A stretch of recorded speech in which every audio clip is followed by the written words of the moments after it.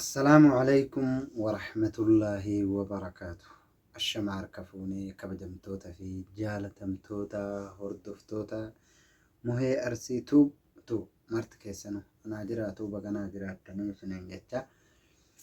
الحمد لله كنو ولدت ديبني جراجة جودا أرئي رمضان بولي الكن أرففا سيني جراجة جودا كنو جرو دنيا دي قد هنتيتو جودا قرآن كانني أرقتني الحمد لله. فيديو دبررتي قرآنا إني قد بوس إسني ديبي إسني جدي جرا كنافو قرآنا الحمد لله سيأتك قد بوس جرا جتشو قرآن جزء صدما سيأتك قرأي قد بوس كاتي سنوالين قد بوس دي سورة مراسهم بفده كناف سورة سوالين قد كتمني دعائي قوني سنبود موتو إن شاء الله. أمس كاتي أكم سنين جنة كاني قرآن سأل مفا كاتي يو دندي قويا شنت قويا كدنت قويا ديدمت على كل حال كاني قرآن بوئي ولد كديبن تهاجتشو يرقتني من ملأة سيراني القرآن الكريم أكسي أعوذ بالله من الشيطان الرجيم بسم الله الرحمن الرحيم قل يا أيها الكافرون لا أعبد ما تعبدون ولا أنتم عابدون ما أعبد ولا أنا عابد ما عبدتم ولا أنتم عابدون ما أعبد لكم دينكم ولي دين. بسم الله الرحمن الرحيم إذا جاء نصر الله والفتح ورأيت الناس يدخلون في دين الله أفواجا فسبح بحمد ربك واستغفره إنه كان توابا. بسم الله الرحمن الرحيم تبت يدا أبي لهب وتب ما أغنى عنه ماله وما كسب سيصلى نارا ذات لهب وامرأته همالة الحطب في جيدها حبل من مسد. بسم الله الرحمن الرحيم قل هو الله أحد الله الصمد لم يلد ولم يولد ولم يكن له كفوا أحد. بسم الله الرحمن الرحيم قل أعوذ برب الفلق من شر ما خلق ومن شر غاسق إذا وقب ومن شر النفاسات في العقد ومن شر حاسد إذا حسد.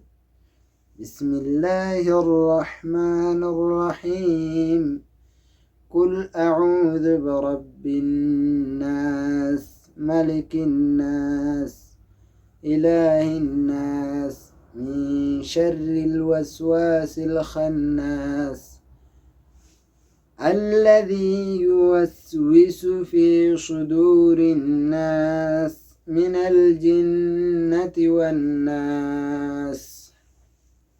أكسي وبليوانكيا الحمد لله رب العالمين.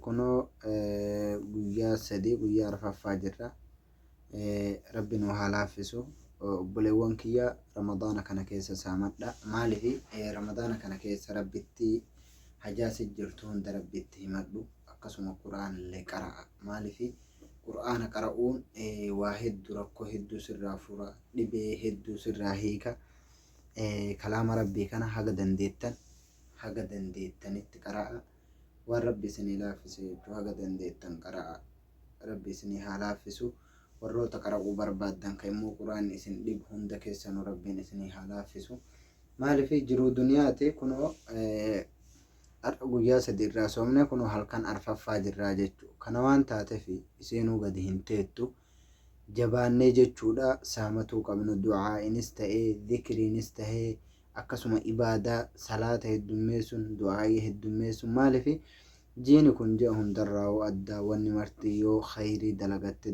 dachaa sii ta'a jechuudha. Kanaaf obboleewwan kiyya bakkuma jirtanitti du'aa'ii jabeessa kadhadhaa. Quraanallee qara'a. Quraana qara'a yeroo hundammootu maaliif jiruu duniyaa tana haga feetellee yoo qabaatte keessaa deemta. Haga feetellee yoo abbaa qabeenyaa feetellee yoo taate guyyaa takka keessaa deemuun kee hin oolamu. Garuu yoo waa xiqqoo xiqqoo illee taatu jechuudha. Quraana kana yoo qaraatee qabaatte yoo qomaa aayata takkallee yoo qomaa qabaatte duniyaa sirraa saamuu danda'an. Garuu isa hoo sirraa namni saamu hin jiru jechuudha. Haga qaraate hattuun feete yoo dhufte sirraa fudhatuu hin dandeettu. Maaliif qomaa qabda sammuu keessaa qabda jechuudha. Garuu mallaqa hoo kiisha haga feete kiisatti tuulte yoo qabaatte hattuun si harkaa fudhatuu dandeetti. Kana hoo kalaama rabbii kana namni si harkaa fudhatuu hin danda'u jechuudha. Akkasuma wanni si waliin deemullee isa kanaa fi dalagaa ta'eetii jechuudha. Yoo quraana kana dandeettanii qara'a. Maaliif waa hedduu duniyattis isin fayyada akhiratti illee isin fayyada jechuudha. Namni isa baratee namni isa qaree takkaa badee hin hafu takkaa rakkatee hin hafu. Guyyaa tokko rabbiin ifatti hin baasa. Guyyaa tokko rabbiin isa ol fuudha. Guyyaa tokko rabbiin isa mul'isa jechuudha. Kana waan taateef obboleewwan kiyya yoo rabbi isinii laaffise ramadaana kana keessa jabaadhaa qara'a. Yeroo kaan hin qara'inaa osoo hin taane maaliif ramadaana kana keessa wanni martuu dachaadha. Dachaa isinii ta'a jechuudha. Kanaaf osoo nun argin ammaa nu biraa gala jechuudha. Keessummaa rabbii kana jabeessinee simatuu qabna. Akkasuma mootuu itti fayyadamuu qabna. Isiniin jechuu barbaada. Maaliif awwalli isaa rahmata awsan isaa magfiraadha. Aakirri immoo maali wa aakiruhu itqun minannaar. Kurnyan awwalaa tana keessa yaa rabbi rahmatanaa godhi kadhatuudha. Akkasuma mootu kurnyan itti aantu keessa wa awsatuhu magfira. Kurnyan jidduudha araaramata rabbi itti namaa araaramu. Yaa rabbi naa araarami jechuu yaa rabbi katmina tolchi jechuu hin dagatinaadha. Wa aakhiruhu itqun minannaar. Aakirri immoo ta rabbiin ibiddarraa gabroottan ofii bitu. Rabbiin ibiddarraa nu haa bitu. Rabbiin immootu waan jabaate hunda rabbiin nu haa laaffisu. Kalaama isaa kana rabbiin nu haa kennu. Maaliif namni quraana kenname waa hedduu rabbiin dachaa hedduu rabbiin tola itti oole. Rabbi tola nutti haa oolu. Rabbiin waan jabaate hunda rabbiin nu haa laaffisu. Isinillee yaada muraada keessa rabbiin isinii haa guutu. Bakka jirtanitti du'aayii kadhatuu hin dagatinaadha. Quraana qara'aatii haga rabbi isinii laaffise. Guutuu qara'uu dhabuu miti. Guutullee wallaaltu qul a'uuzota sadiin namni wallaalu hin jiru jechuudha. Isuma takraara godhii qara'e. Maaliif sawaaba keessatti sawaaba guddaa qaba waan taateef qara'aa isiniin jechuu barbaada obboleewwan kiyya. Tasbiihallee godhuu hin dagatinaadha. Akkasuma mootuu zikrii heddummeessaa. Namni zikrii heddummeessu immoo rabbiin isa hin gatu jechuudha. Tasbiiha heddummeessaa, zikrii heddummeessaa. Salaata keessanillee sunnaa waliin heddummeessaa isiniin jedha. Dhaamsi kiyya kanuma. Yoo isinitti tole viidiyoo kana laayik sheer gochuu hin dagatinaadha. Maaliif yaani akkuma kaatee argitan hedduun namaa mashguula. Maaliif ramadaana rabbii kanaan kun quraana qaraa kun immoo dalagaanuu biizii godhe ni jira jechuudha. Duniyaan jiruun duniyaa tun hin quufamtu. Tasumallee hin quufamtu jechuudha. Osoo haga feete miliyoona 2 yoo qabaatte 4 godhuuf hawwita. Miliyoona 4 yoo qabaatte 8 godhuuf hawwita. Osoma akkas taatoo qanii kaani ati biraa deemtee nama biroo rabbi nyaachisaa jechuudha. Duniyaa dalagatte tana yookiin rabbiin si nyaachisaa yookiin nama biroo nyaachisa. Hin beekamu jechuudha. Haalli jiruu duniyaa tun hin beekamu. Hedduu namaa haa inni dalagee manas ijaaree waa hunda itti bitee algaa itti godhee barri waa meeqa obboleewwan kiyya. Waa hunda isaa geessee isaa itti gala jedhee itti qophaa'e meeqa kamikaa eega inni waa hunda geessee itti galaaf itti qophaa'ee jedhe isa rabbi biraa oofee nama biroo rabbi itti seensise hedduudha jechuudha. Kanaaf sanillee akka rabbi isin hin goone du'aa illee jabeessa. Rabbiin ramadaana kana keessa wayita rabbiin gadi bu'ee man yad'unii fa astajiibu lahu. Mee eenyu namni hajaanatti himatu, mee eenyu namni na kadhatu ka'anii kadhaasan waan inni na kadhate isaa kennu wayita rabbiin jedhu san gadi ol ka'aatii silaahi baay'ee namni hin rafu wayita sayyaa rabbii kiyya rahmatanaa godhu. Hajaa akkanaattu natti jira.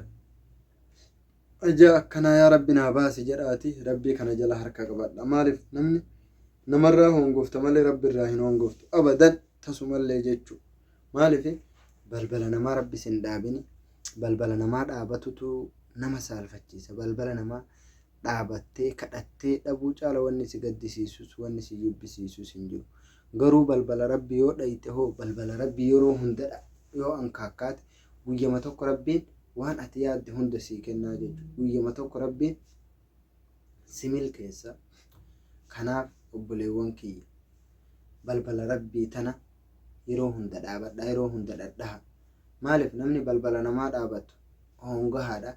Yoo balbala rabbii yeroo hunda dhaabatte guyyama tokko waan ati kadhatte hunda rabbiin sii kennaa jechuudha. Kanaaf obboleewwan kiyya jajjabaadha, rabbitti ba'uu hin dagatina. Hajaa teessan tanamatti himatuu hin dandeenye, tanamatti akka itti himattu dhabde rabbitti ol ka'iitii hasaafadhu. Wayita namni rafusan wayita rabbiin gadi bu'ee namni na kadhatu, namni waan inni na kadhate an isaa kennu wayita rabbiin jedhu san ol ka'aatii ina kun rakkoo akkanaattu na jira jedhi rabbii keetitti hasaafadhu. Kan namni sin dhageenye jechuudha, kan namni sin agar waddaadhu raka'ateenii salaati rabbii kee jala harka qabadhu. Rabbi irraa honguun hin jirtu. Du'aa'iin bakka sadiitti qoodamaa jechuudha. Tokko yaa rabbii yoo dhibee qabaattee dhibee san yookiin immoo homa tokko yoo kadhatte du'aa'ima kadhatte homa kadhatte san yooma sanitti argatuudha. Lama balaa ati hin beeyne kasi halaakuu deemu kasitti deemaa jiru ka ati hin beeyne isaa san sirraa deebiftii jedhan du'aa'in jechuudha. Inni lammataa kana. Inni sadaffaadha guyyaa boruutiif rabbiin ol sii kaahee waan ati kadhatte guyyaa boruu sii kennaa jechuudha. Du'aa'iin kanarraa qullaa hin taatu. Du'aa'ii yoo kadhattan niyyaan kadhadha. Shakkii jalaa dhaha hin argadhamoo hin argadhu jettanii hin kadhatina. Maaliif ilma namaa akkasitti shakkaa kadhatan malee rabbiin shakkaa hin kadhatan jechuudha. Rabbiin yakkaan fadhuuti waan kadhadhe kana ni argadhe jettee ati kadhatte akkasumatti argattaa jechuudha. Kana waan taateef akkasi kaati kanuma isiniin jechuu dhufe obboleewwan kiyya marti keessanuu bakka mijaratanitti nagaha rabbii keessan haa jiraadha. Hamaan isin hin argini, khayriin isin hin darbini. Akkuma isiniin jedhee viidiyoon kun yoo isinitti tolee laayik, sheer, koomentii gochuu hin dagatinaadha. Yoo isinitti hin tolin illee laaltanii taruu ni dandeettanii. Qur'aana qara'aa, Qur'aana qara'aa, Qur'aana qara'aa kanuma isiniin jedha. Assalaamu alaykum wa rahmatullaahi wa barakaatuh. Haga viidiyoo birootiin walitti deebinutti nagaan naa turaa. Baay baay. Suutanatti siiqee maqaa isaas natti hime. Na baruu barbaannaa maqaan koo Ibliisii, maqaan koo kan biraa abbaa gammachiisi. Fata jechuu feenaan bakka deemtu dhiisi. Lakkinni su jedhee nanuu mana rabbii jechaaf gochisaallee yoo na raase qalbii. Ibliisis naan jedhee atuu dargaggeessa takka fataa jettee to'ubachuu dandeessa. Fata jechuu feenaan saahiba koo ta'ii salaata kee dhiisi wajji deemnaa ka'ii. Zinaas dabalatee kan shiishaa fi kamrii natu harkaa qaba kan hundaatu amrii. Yeroo gabaabdutti haala si mijeessa baasii tokko malee anatu si geessa. Abshiir saahiba koo jechuun na jabeessa.